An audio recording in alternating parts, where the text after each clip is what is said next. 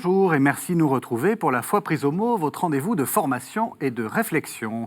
Cette semaine, un mot, scolastique. Si vous avez passé votre baccalauréat en France ou dans un système imité du système français et que l'on vous a initié à ce mythique fondateur de notre modernité qu'est Descartes, vous le connaissez certainement. Je gage en effet qu'on vous a expliqué que pour faire entrer la pensée dans l'âge de la raison, René Descartes a fait table rase de cette déplorable habitude qu'avaient les gens du Moyen-Âge de faire de la scolastique. Pendant des siècles, les scolastiques, disait-on, avaient répété mécaniquement l'enseignement des pères de l'Église sans en changer une virgule. Mais heureusement, les ténèbres étaient dissipées et plus rien ne demeurait de cet affligement abêtissement. Mais est-ce bien vrai? Est-ce que les médiévaux étaient ces ânes qui avaient cessé de penser depuis que les Romains et les Grecs avaient disparu? Et qu'est-ce en réalité que la scolastique? Voici des questions que nous allons poser à deux spécialistes de la pensée du Moyen-Âge. Gilbert Dahan, bonjour. Bonjour. Vous êtes directeur de recherche au CNRS, directeur d'études à l'École pratique des hautes études, émérite, et vous êtes historien de l'exégèse. Et puis Olivier Poulnoy, bonjour. Bonjour. Vous êtes directeur d'études à l'École pratique des hautes études et vous êtes plutôt philosophe. Alors, évidemment, j'ai commencé un peu en fanfare, si j'ose dire, en disant cette sorte de doxa, cette sorte d'idée toute faite qu'on nous a beaucoup enseigné. Enfin, en tout cas, moi, c'est comme ça qu'on m'a enseigné l'histoire de la philosophie. Peut-être pour commencer, revenir sur le mot scolastique, ça vient d'où? Pourquoi est-ce qu'on parle de scolastique? Alors, le mot scolastique, pour désigner ce que nous appelons la scolastique, n'existe pas au Moyen-Âge. Comme le mot Moyen-Âge. Les gens du Moyen-Âge n'étaient peut-être pas... C'est un mot inventé par les modernes, effectivement, pour blâmer, comme vous l'avez fait, la pensée médiévale. En revanche, l'adjectif scolastique, scholasticus, donc, existe au Moyen-Âge et veut dire donc de l'école, ce qui appartient à l'école, et finit par désigner, quand on parle d'un scholasticus, c'est un érudit, quelqu'un qui est savant, quelqu'un qui est en rapport avec l'école et avec tout l'enseignement de l'école. Voilà. Alors pourquoi est-ce que c'est cette référence à l'école? On imagine que ce n'est pas l'école primaire, enfin... Eh bien, le système d'enseignement médiéval a vu se développer ce phénomène de la scolastique très progressivement, mais on considère que c'est l'apogée, c'est l'université au XIIIe siècle. Et ce système d'enseignement, il faut bien se rendre compte que c'est une invention médiévale, ça indiscutablement, mais d'abord, au Moyen-Âge, il n'y avait pas que ce système d'enseignement, il y avait aussi un enseignement un peu littéraire pour les cours, pour les personnes de la noblesse, et puis, deuxièmement, la scolastique ne s'identifie pas du tout avec le Moyen-Âge, parce qu'elle a continué à l'époque moderne, et en réalité, Descartes lui-même, puisque vous prenez cet exemple, était imprégné d'enseignements scolastiques jésuites, et a disputé avec des universitaires de l'université d'Utrecht en Hollande, etc. Donc il y a réellement une continuité de la scolastique, je dirais, jusqu'à l'université moderne. Oui. Donc il ne faut pas du tout identifier la scolastique au Moyen-Âge, et même au Moyen-Âge, il n'y avait pas que de la scolastique. C'est une chose très importante qu'il faut avoir à l'idée. Et ce qui est assez important, justement, c'est d'avoir créé un système d'enseignement où on met en commun, en fait, toutes les forces des différentes personnes qui enseignaient. Le concept d'université, universitas, veut dire que c'est la totalité des maîtres, en latin universitas ça veut dire totalité, la totalité des maîtres qui font une unité de corporation pour se mettre d'accord sur des règles d'enseignement, des règles de passage des examens, des règles aussi de financement qui font le fonctionnement de l'université médiévale. Et donc, dans les grandes villes médiévales, on voit se développer ce phénomène de la scolastique. Oui, je me permets une petite remarque, c'est l'université des maîtres et des étudiants. Absolument. La caractéristique de l'enseignement universitaire médiéval, c'est une participation très vive des étudiants, très importante. Alors justement, vous avez dit, il y a une sorte de continuité même avec l'université actuelle. Alors les questions de financement, ça, c'est une des grandes caractéristiques de l'université actuelle. Mais si on regarde le contenu de la manière dont on faisait son école, si j'ose dire, est-ce qu'il n'y a pas une sorte de continuité aussi? Qu'est-ce qu'on faisait pendant ce cursus? Oui et non. Enfin, il y a une continuité, il y a aussi une rupture. Bon, l'université du Moyen Âge, donc qui succède aux écoles qui s'étaient développées notamment au XIIe siècle dans les villes à la suite de l'essor urbain. Bon, l'université donc est créée effectivement pour rassembler les intérêts et défendre les intérêts des maîtres et des étudiants, et elle est partagée en deux grandes parties. Il y a d'une part les facultés des arts. Alors, il y a la faculté des arts, déjà, qui est quelque chose de particulier. C'est une faculté par laquelle tout le monde passe, en principe. C'est l'équivalent de ce qu'on appelait autrefois, en France, la propédeutique. Et en réalité, ça correspond plutôt au niveau du lycée, actuellement. Donc, à cette faculté des arts, donc, on apprend les fondamentaux, donc la rhétorique, la dialectique, la grammaire, mais également les sciences, la musique, l'arithmétique, l'astronomie, la géométrie. Voilà, donc ça, sont vraiment les bases. Ça s'est étoffé au cours du XIIe siècle, et au XIIIe siècle, ça s'est encore plus étoffé du fait, dont vous allez nous parler sans doute, Olivier, tout à l'heure, du fait de l'essor de l'aristotélisme. Et donc, alors, cette faculté des arts, c'est vraiment le début. Après la faculté des arts, on va se spécialiser, comme de nos jours d'ailleurs. Donc, on va soit en faculté de droit, de médecine et de théologie. Alors, la plus importante, la reine des facultés, c'est évidemment celle de théologie. Donc là, il y a une certaine rupture par rapport au Moyen-Âge, parce qu'il ne semble pas que les facultés de théologie, si importantes soient-elles aujourd'hui, aient le même succès qu'au XIIIe siècle. Au XIIIe, XIVe, malheureusement. XVe siècle. On peut le déplorer. On peut le déplorer, mais enfin, voilà donc la... Ce qu'il faut bien avoir à présent à l'esprit, c'est que c'est effectivement le sommet et la théologie, mais la médecine et le droit sont quand même des matières très importantes et qui sont aussi des débouchés très importants. Mais c'est surtout que c'est comme une pyramide avec une base très large, c'est-à-dire que les 3/4 des élèves, des étudiants, étaient à la faculté des arts. Et il n'y avait que environ, d'après les estimations qu'on a, 25% qui accédaient aux facultés supérieures.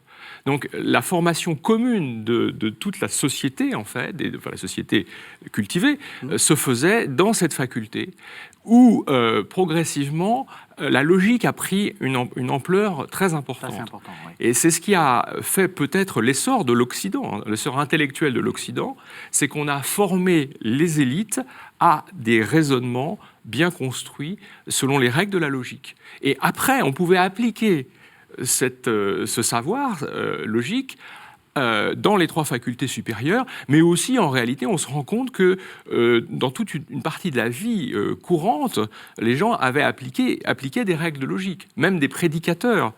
Pour leurs sermons, on s'aperçoit qu'en fait ils reconstruisent les textes de l'Écriture sainte, ou ils reconstruisent leurs démonstrations en utilisant la logique qu'ils avaient d'abord apprise dans cette faculté des arts. Donc c'est quelque chose d'absolument fondamental et de propre à l'Occident.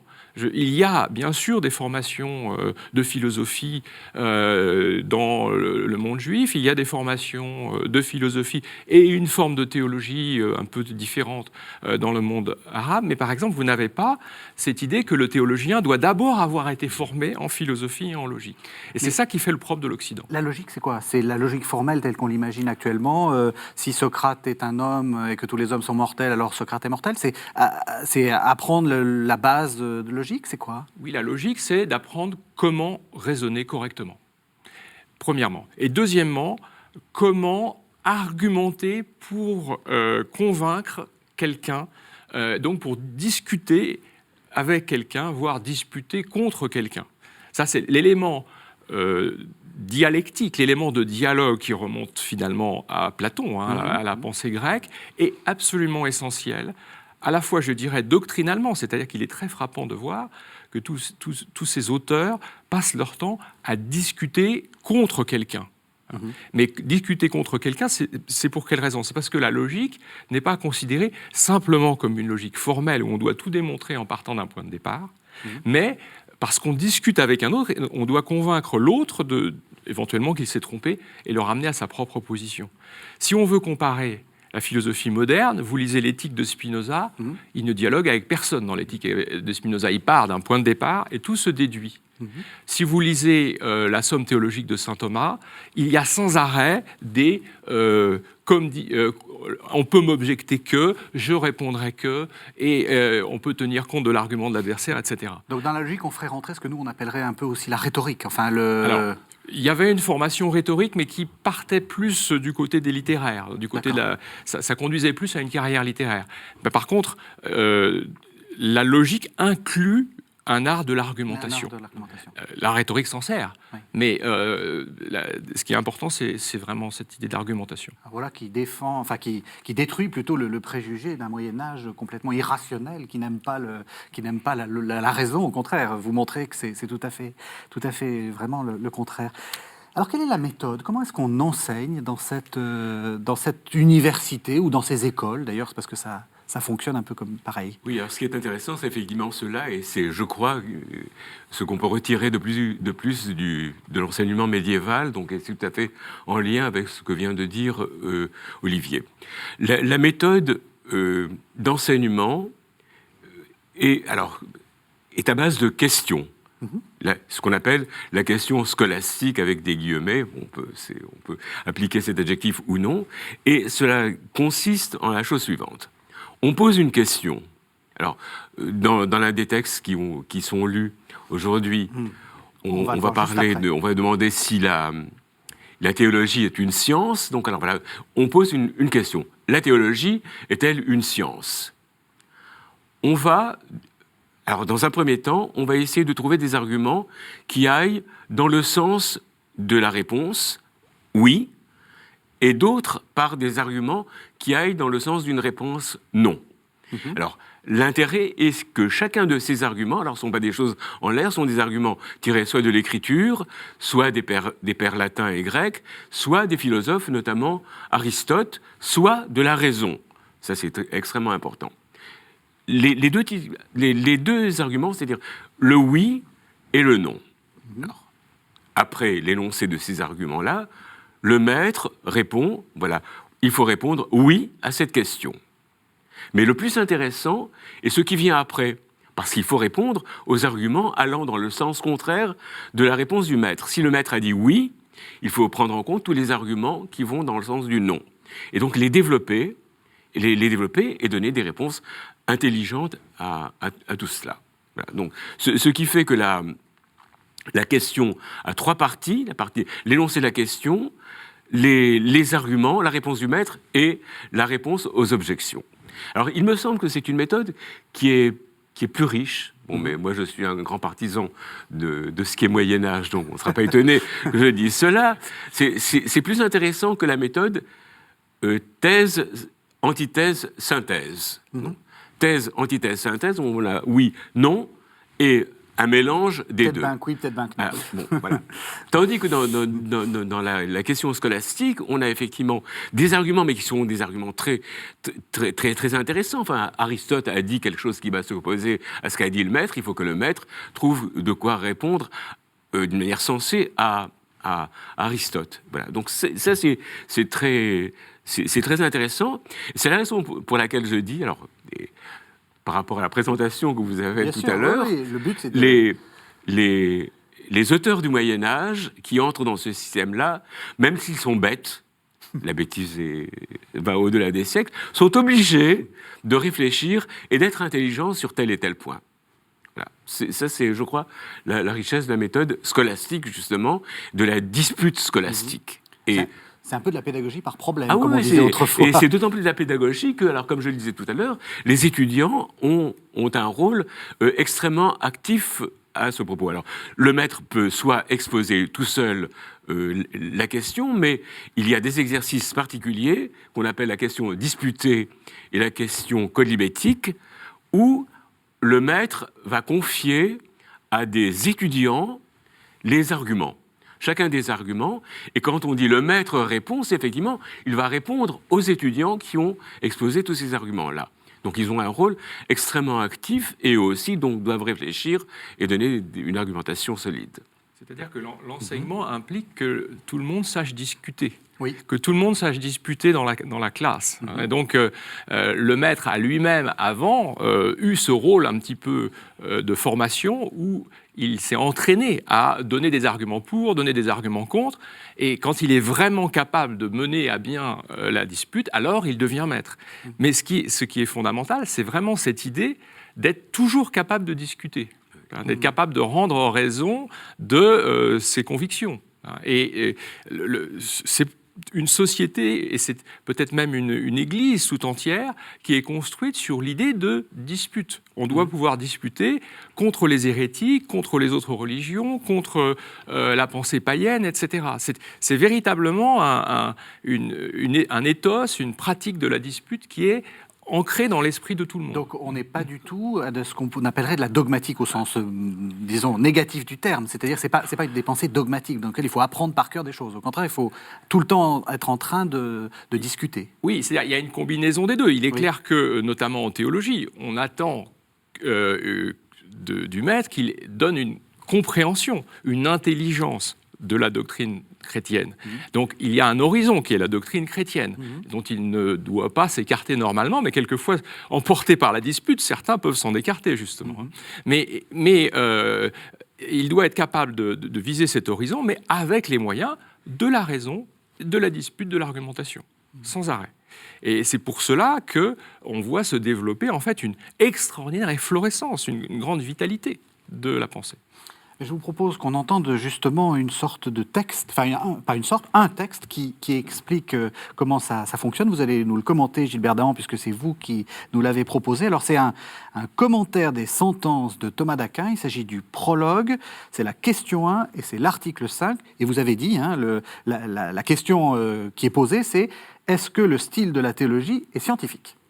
Si le style de la théologie est scientifique, le style de la science la plus noble doit être le style le plus noble. Or, plus un style est scientifique, plus il est noble. Donc, puisque cette science est la plus noble, son style doit être le plus scientifique. En outre, il ne doit pas y avoir un même style pour des sciences qui diffèrent grandement.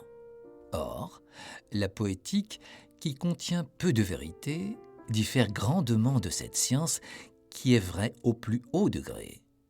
Donc, comme celle-ci procède au moyen d'expressions métaphoriques, le mode de cette science ne peut pas être pareil. Réponse : il faut dire que le style de cette science doit être recherché en rapport avec le sujet, comme le disent Boès et Aristote. Les principes de cette science sont reçus par révélation. Ainsi, le mode de réception de ces principes doit être de l'ordre de la révélation de la part de celui qui les diffuse, comme dans les visions des prophètes, de l'ordre de la prière de la part de celui qui les reçoit, comme dans les psaumes. Voilà, alors on a entendu ce texte de Thomas d'Aquin qui est beaucoup moins connu que la Somme théologique. D'abord, peut-être une première question, qu'est-ce que c'est que ce commentaire des sentences ? Alors, le commentaire des sentences, c'est un exercice auquel se livraient les étudiants et les maîtres au XIIIe siècle. Alors, les sentences est un recueil, un ouvrage qui est dû à un maître parisien vers 1150, donc dans la deuxième moitié du XIIe siècle, qui s'appelle Pierre Lombard, qui était originaire effectivement d'Italie. Donc il s'est établi à Paris et donc a dominé l'enseignement pendant un certain temps. Alors, depuis le début du XIIe siècle, donc notamment dans des écoles comme celle de Laon, celle de Reims ou d'autres, on s'était efforcé de composer des sortes d'introductions à l'enseignement de ce qui sera plus tard la théologie. Pour cela, on prenait des extraits chez les pères et chez les auteurs du Moyen-Âge, donc, que l'on classait plus ou moins.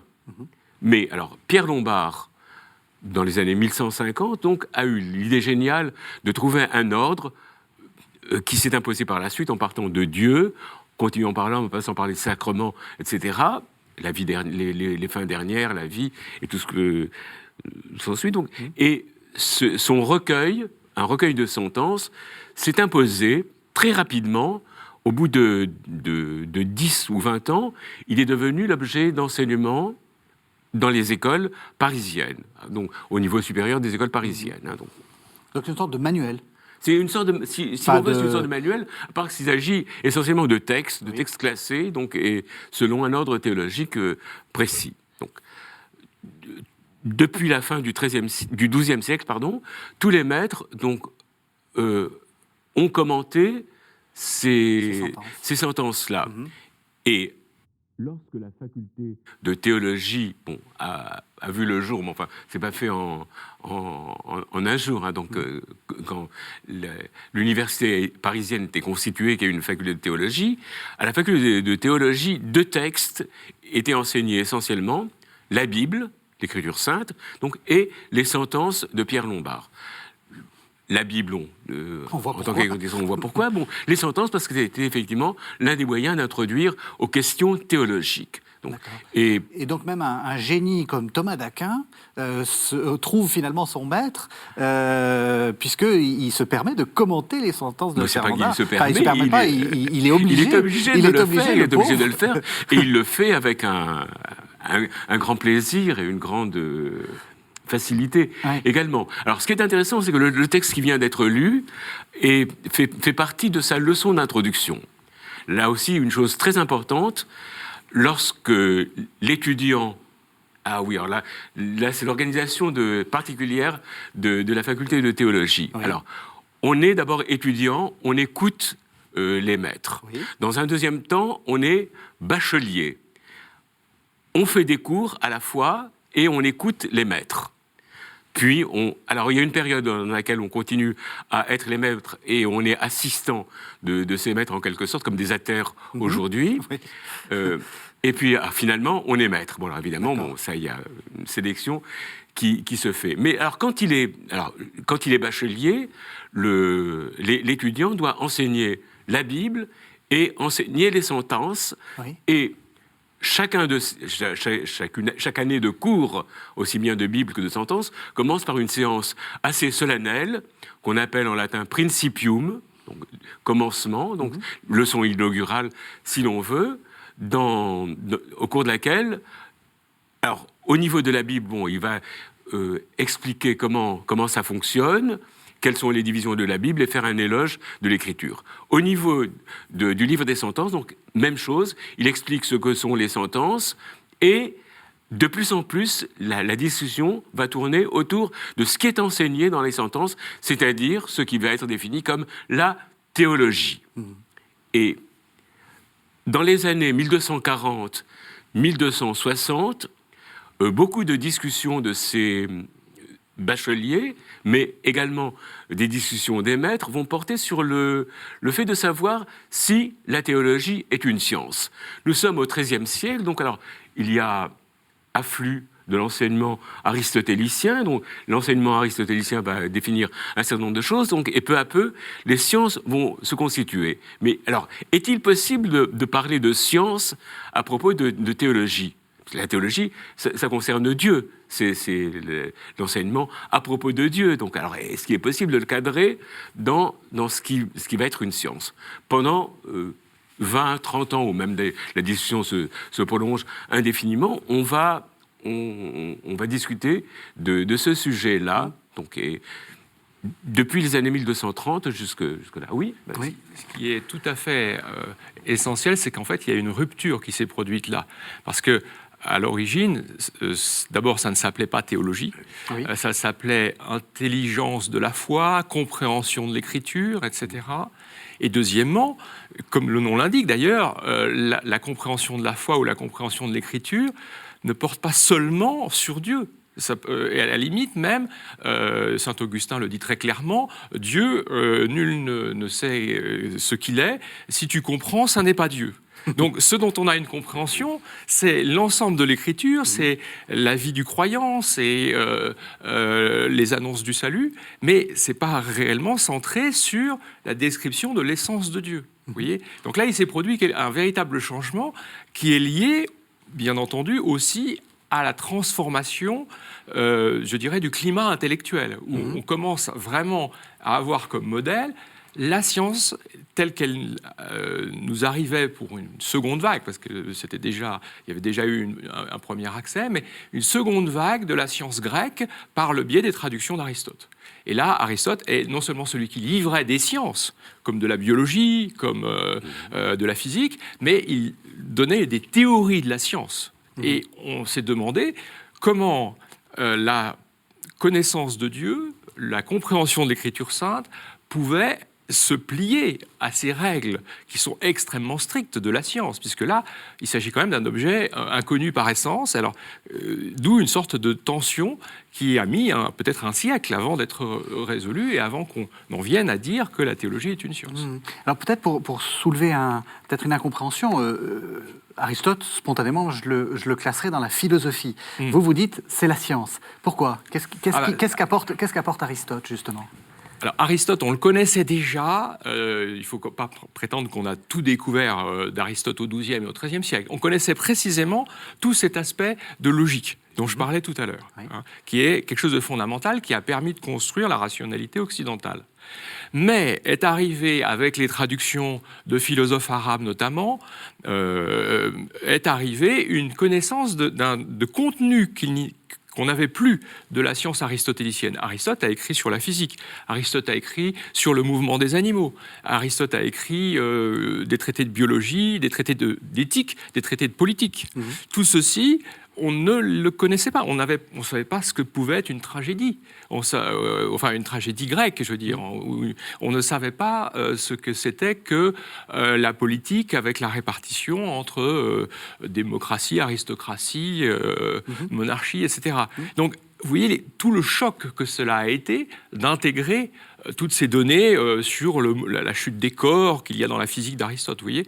Et on a intégré tout cela. Au début, d'ailleurs, on ne comprenait même pas très bien ce qu'Aristote voulait dire, tellement c'était un autre univers. Mais petit à petit, le travail d'interprétation, de digestion, de commentaires a fait qu'on a commencé à comprendre. Et là, la question qui s'est posée, c'est comment harmoniser les données de la foi chrétienne, qui parlent par exemple d'un monde créé par Dieu à partir de rien, comment est-ce qu'on peut harmoniser ça avec la physique d'Aristote, qui lui parle d'un monde éternel ? Pour donner un seul exemple. Donc là, il y a une tension absolument essentielle, un clivage entre la rationalité théologique, la foi chrétienne d'un côté, et ce que la philosophie démontrait. D'où la question, comment est-ce qu'on va harmoniser les deux ? Est-ce qu'on va dire simplement, la théologie s'impose et les philosophes doivent se taire ? Certains l'ont un peu pensé, il faut le reconnaître au début. D'autres se sont dit, non, il y a en fait, il faut distinguer les domaines. Il y a une pluralité des sciences, pluralité des approches. Donc, ce qui est vrai en philosophie est limité à la philosophie, ce qui est vrai en théologie est limité à la théologie. Mais alors se posent des questions de frontières. Et puis après, vous avez des génies qui ont essayé d'harmoniser totalement les deux, c'est-à-dire d'intégrer autant que possible la philosophie d'Aristote dans la théologie.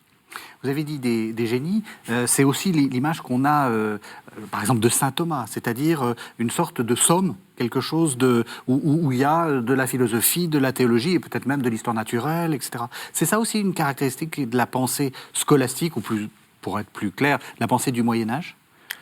Je vais quand même revenir un petit peu en arrière, parce qu'il y a un point qui est intéressant, qui apparemment paraît secondaire, mais justement dans toutes ces discussions à propos de la science et à propos du fait de savoir si on peut considérer comme la théologie est une science, parce que, alors, effectivement, il peut être scandaleux de mettre l'écriture sainte qui vient de Dieu sur le même plan que les écrits d'Aristote, qui sont très intelligents, etc., mais ça n'a aucun rapport, donc...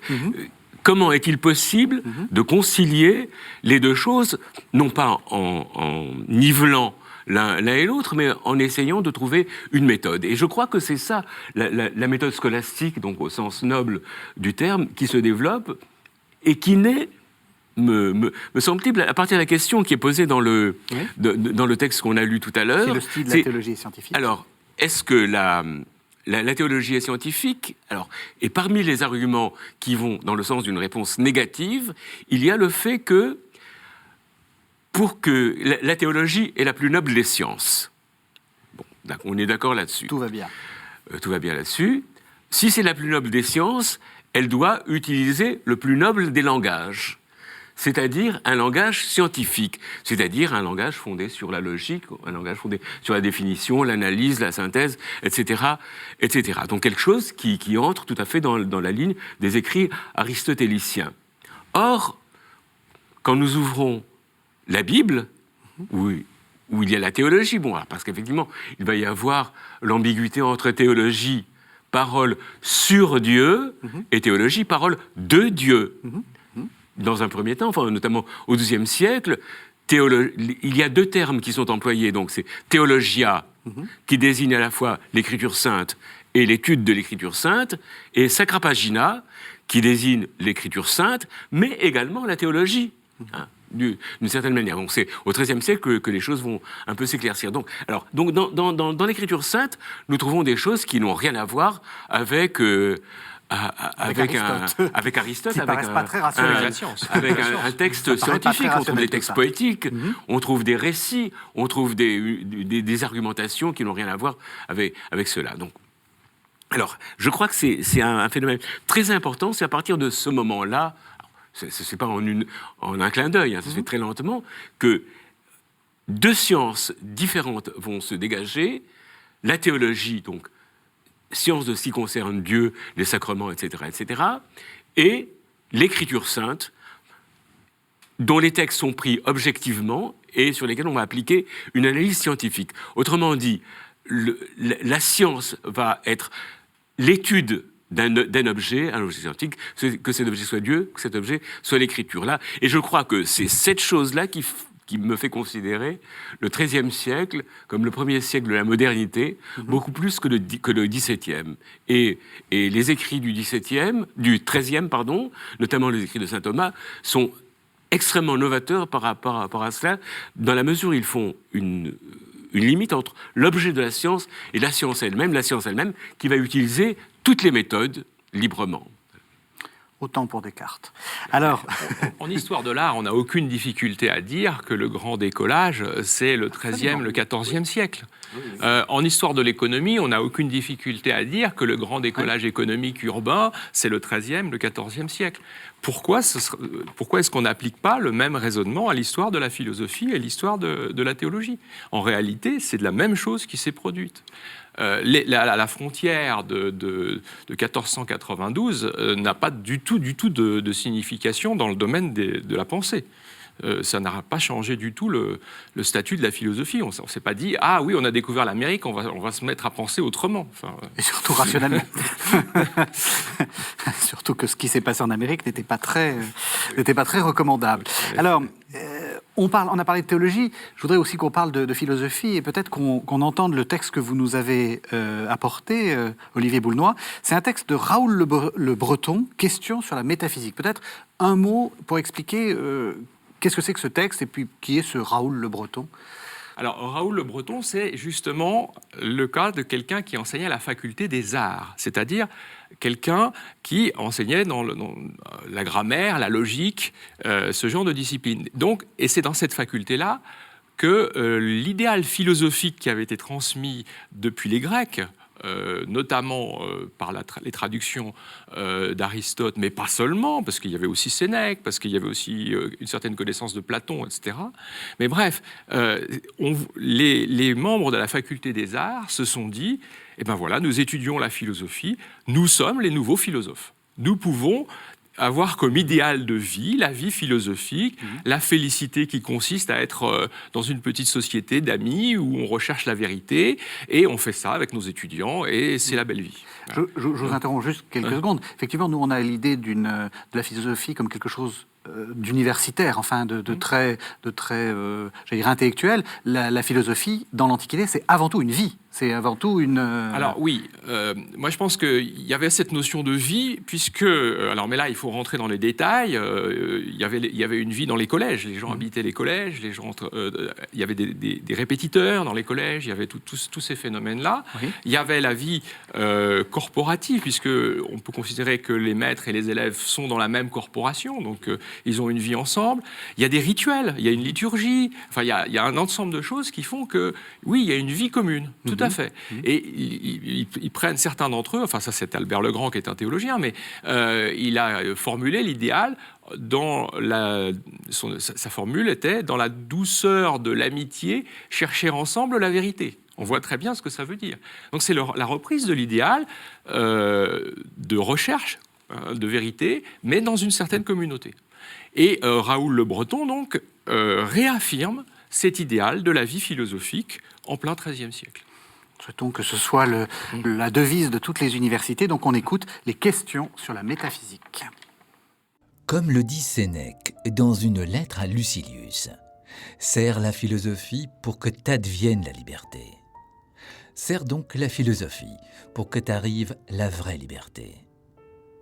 Et si la vraie liberté arrive à l'homme par l'acte de servir la philosophie, la liberté par excellence arrive à l'homme par l'acte de servir la philosophie théorique par excellence.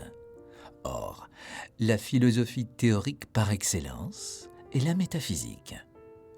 C'est pourquoi le philosophe dit dans le prologue de la métaphysique que seule la métaphysique est libre.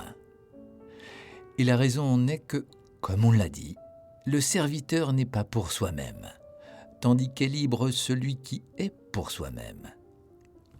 Donc, puisque la métaphysique seule est pour elle-même, et que toutes les autres sciences sont ordonnées à elle, il en découle que seule la métaphysique est libre.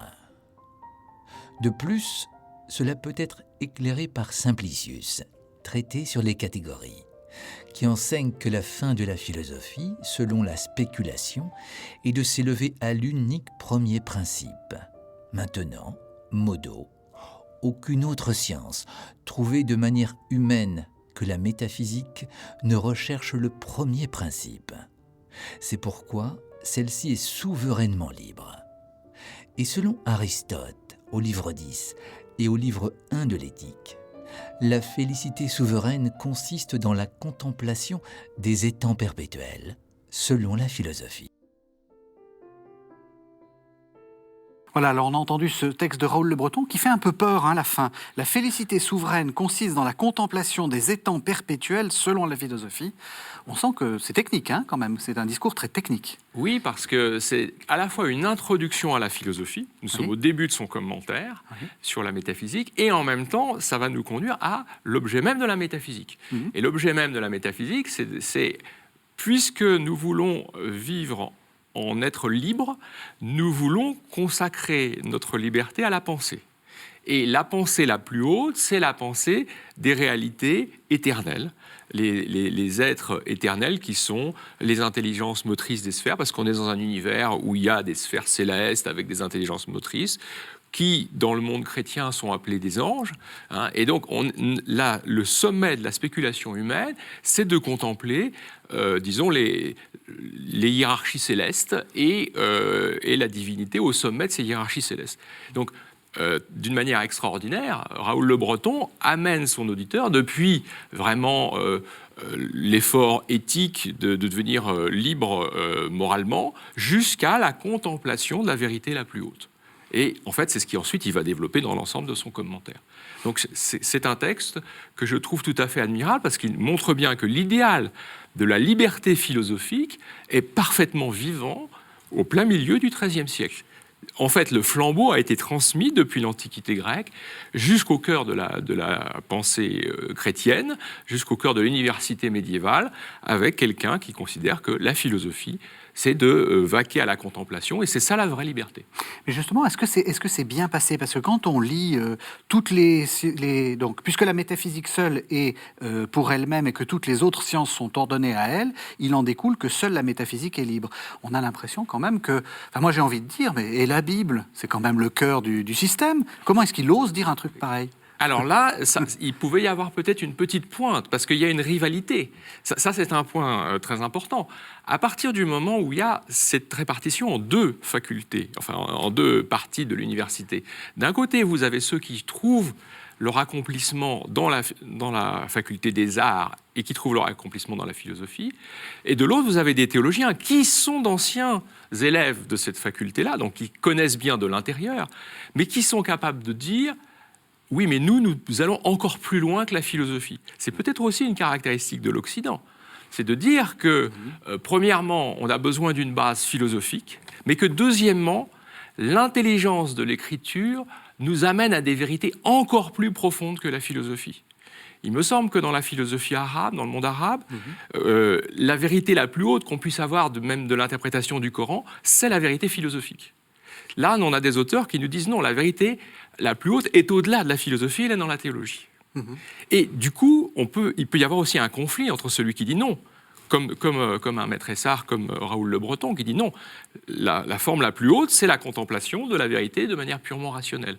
Donc un conflit virtuel, un conflit qui s'est réellement produit, c'est-à-dire qu'il y a des luttes, des désaccords permanents qui quelquefois ont dégénéré en conflit entre ces deux pôles de la pensée occidentale, dont nous vivons encore. Nous vivons encore sur ces deux pôles.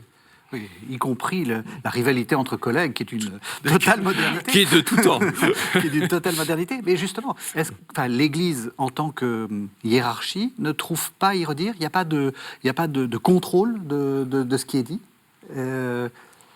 Je vous vois réagir sur... Bien sûr que si. Il y a eu très régulièrement d'abord des conflits et des tentatives de résoudre les conflits en publiant des statuts, c'est-à-dire que les membres de la faculté des arts s'engageaient à respecter un certain nombre de règles. Grosso modo, d'ailleurs, les règles étaient de ne pas empiéter sur le domaine de la théologie. Et là, on voit se construire une forme très spécifique de la rationalité occidentale. C'est-à-dire que le philosophe s'engage à ne pas parler de questions théologiques. Et le théologien, lui, prétend avoir la vérité de la philosophie.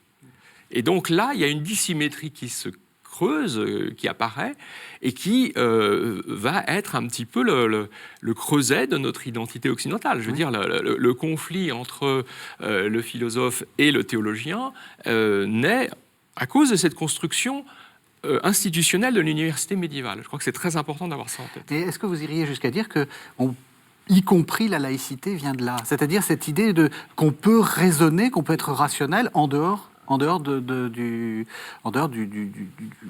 la théologie, si on veut dire. Alors la laïcité, c'est plus une question de gestion des rapports politiques, mais ou les lumières, si on peut dire. Voilà. Penser par la lumière de la raison, c'est ce que n'arrêtent pas de dire ces penseurs-là. Et l'expression lumière de la raison, ils pouvaient employer l'expression parce que ça vient de Cicéron.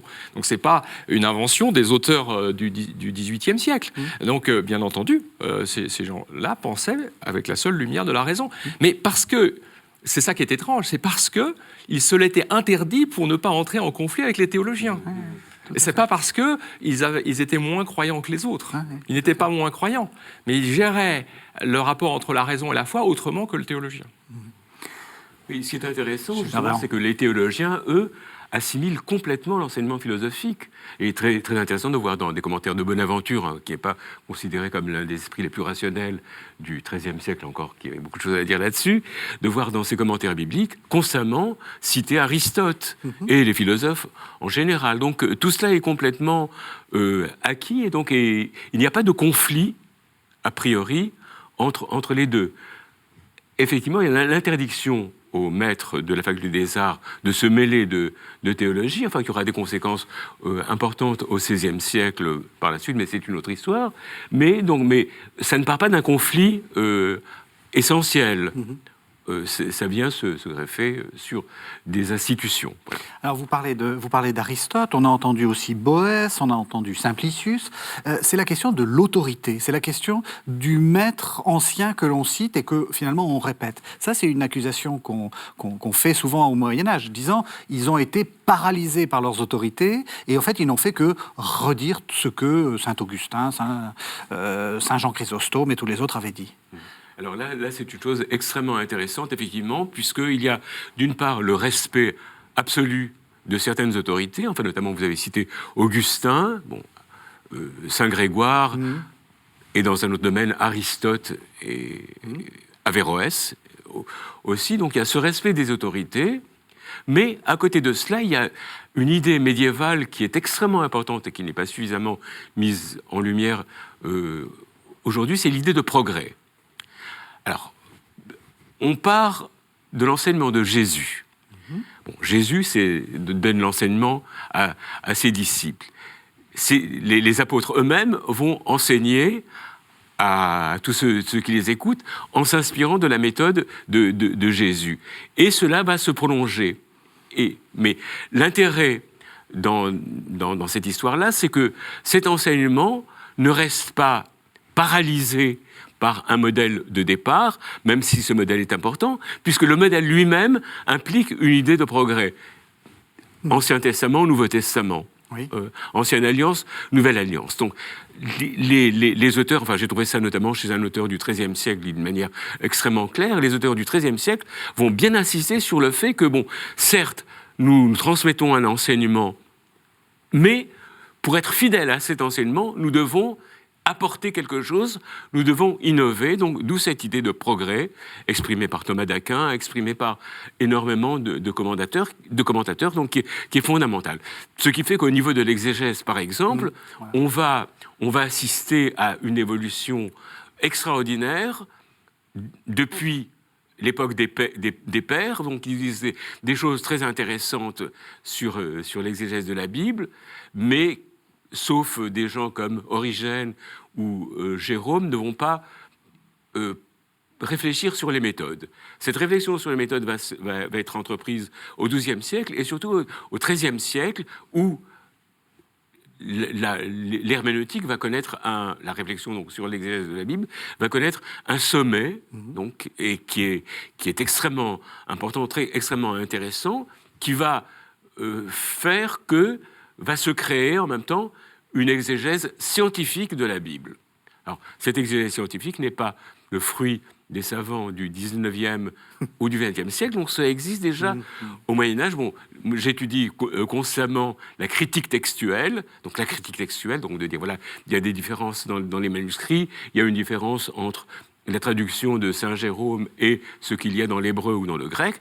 Cela, on le trouve dès le XIIIe siècle, et d'une manière extrêmement précise, extrêmement complexe. Voilà. C'est les fameux 4 sens de l'écriture? C'est ça la base? Parce que ça, c'est aussi quelque chose qu'on redit tout le temps. Ils ont inventé les 4 sens de l'écriture. Alors, les 4 sens de l'écriture, donc, c'est une idée ancienne, enfin, qui ne remonte pas vraiment au Moyen-Âge, enfin, qui a pris sa forme au XIIe siècle et était d'une certaine manière normalisée au XIIIe siècle. Donc les 4 sens de l'écriture, donc, c'est le fait qu'un texte biblique est susceptible de recevoir 4 types d'interprétations. L'interprétation littérale, donc on étudie la grammaire, l'histoire, etc., le premier sens du texte. Une explication allégorique, selon laquelle chaque personnage de l'écriture, par exemple, représente un personnage de l'histoire de l'Église ou est une figure du Christ. Troisième sens, la tropologie, c'est-à-dire l'application à l'histoire de l'âme humaine. Quand Dieu dit à Abraham « quitte ton pays, ta famille, etc. », c'est une adresse à l'homme d'aujourd'hui qui lui dit quitte la matérialité, quitte le confort quotidien pour te consacrer à des valeurs qui sont transmises par la Bible. Et quatrième sens, l'anagogie, donc on réfère cela aux réalités dernières, que ce soit l'eschatologie, que ce soit la réalisation des promesses à la fin des temps. Alors il se trouve, alors ça c'est une chose très, très intéressante, que précisément au moment même où ces 4 sens deviennent en quelque sorte un dogme, ils sont constamment remis en question et ne sont pas vraiment appliqués dans l'exégèse. Sur la question d'autorité, je pense que... Ce sera la dernière question, parce qu'on arrive à la fin de l'émission. Je pense qu'il faut bien avoir en tête que ce sont des gens qui, consciemment, ont une sorte d'humilité. Ils disent « nous sommes des nains sur des épaules de géants ». Mais en même temps, ça veut dire aussi qu'on voit plus loin. Quand on est un nain sur l'épaule des géants, on voit quand même plus loin que ses prédécesseurs. Et donc, les autorités, c'est plutôt une boîte à outils. C'est-à-dire qu'on va s'en servir pour comprendre et pour créer des nouvelles interprétations. Mais on n'en est pas prisonnier. Et c'est ça qui est tout à fait remarquable. C'est qu'avec les autorités, de manière au fond beaucoup plus créative que les personnes qui croient recommencer à partir de zéro. les gens qui croient recommencer à partir de zéro, souvent répètent sans le savoir ce que d'autres ont dit. Tandis que là, on sait ce que les autres ont déjà dit avant nous. On est dans un milieu d'interprétation dense, c'est-à-dire que chaque texte a déjà été travaillé par d'autres. Mais la question, c'est qu'est-ce qu'on va pouvoir apporter de nouveau, justement, puisqu'on les connaît, les autres interprétations. Donc, l'existence d'autorité n'est pas un blocage, c'est un tremplin, d'une certaine façon. Merci à tous les deux. Alors, vous avez amené l'un et l'autre chacun un livre pour aller plus loin, si je puis dire. Gilbert Dahan, vous nous proposez l'exégèse chrétienne de la Bible au Moyen-Âge, 12e, 14e siècle, c'est aux éditions du Cerf. Vous avez 30 secondes pour nous dire ce qu'il y a dans ce livre et pourquoi il faut à tout prix le lire. C'est une sorte de synthèse sur l'histoire et surtout sur les méthodes d'exégèse des gens du Moyen-Âge et sur les réflexions sur l'exégèse. Bon, par rapport aux travaux plus anciens comme le livre de Beryl Smollet ou le livre de Lubac, donc il y a cette réflexion sur les méthodes et sur l'herméneutique qui apporte quelque chose, je crois, de nouveau. Merci. Donc, l'exégèse chrétienne de la Bible au Moyen-Âge, 12e, 14e siècle, au Cerf, Olivier Boulnois, vous êtes arrivé avec Métaphysique rebelle, au PUF, Presse universitaire de France. Alors là, c'est... Oui, l'idée était de dire que, précisément, quand on regarde les choses d'un peu plus près, on se rend compte que la pensée médiévale est très diverse et très multiple. Même sur une question apparemment, disons, très marquée par l'influence d'Aristote comme la métaphysique, il y a en fait une grande diversité de formes de métaphysique au Moyen-Âge que j'ai essayé de regrouper en plusieurs familles pour donner un peu d'ordre à cette multiplicité. Mais il y a malgré tout une très grande diversité, d'où le titre de Métaphysique rebelle. Aux Presses universitaires de France. Merci à tous les deux, merci de nous avoir suivis. Vous savez que vous pouvez retrouver cette émission sur le site internet de la chaîne www.ktotv.com. Et on se retrouve la semaine prochaine.